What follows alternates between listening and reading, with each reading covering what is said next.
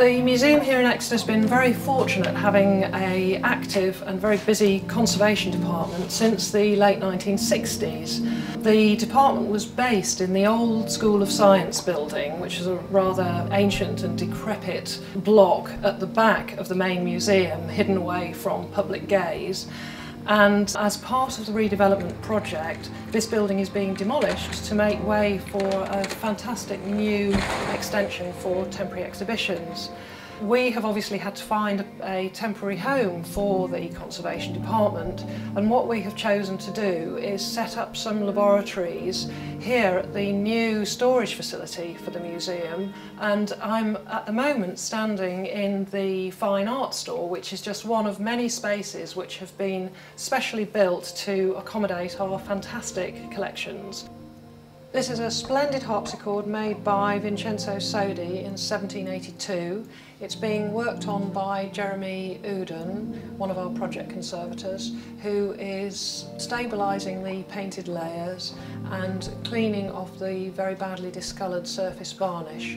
He'll also be stabilising the paint and applying a modern, stable varnish so that it can be displayed safely in the new museum.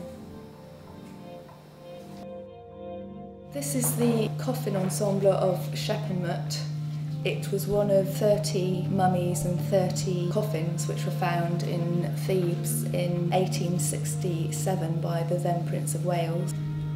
I need to take digital photography of everything, including all the damage, and mark all the damage that exists already.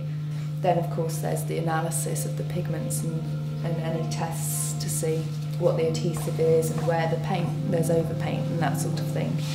But really the major conservation work is a curatorial decision with conservation input, which is based around the tests that we do and the pigment analysis and things like that. And what the intention of the object is on display, what story he wants it to tell. I'm working here on an altarpiece. These are the shutters, in fact, from an altarpiece that depicts the Annunciation of the Virgin Mary. It was in a very, very poor condition. The paint and the gesso were hanging off in sheets, and there's a lot of losses, particularly at the bottom of the boards. The faces are cleaning up very well. I'm very pleased with this little angel here. Beautiful face.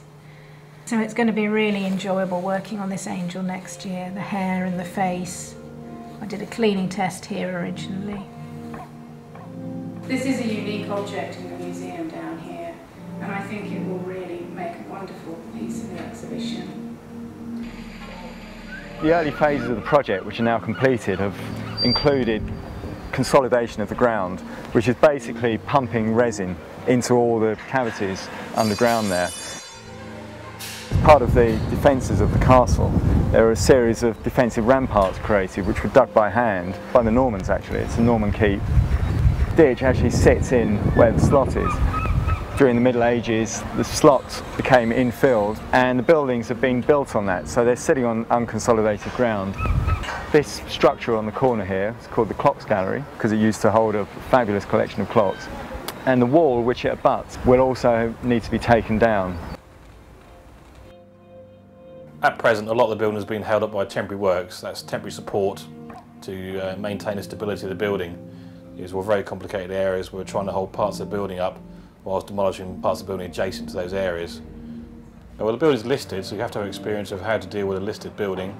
We found quite a lot of dry rot of floorboards, areas where lintels above windows are completely rotten, just due to the age of the building really. In terms of the project value, 8.1 million the project. Generally we don't really do projects at less than 5 million, and as a sort of general rule, sort of mid 15–16 million pounds is a normal sized project for us. One of the key reasons for taking the project on was due to the prestigious nature of the building. The museum are keen to win awards at the end of the project for the quality of the build, and so are we, so we're very keen to make a good job of it.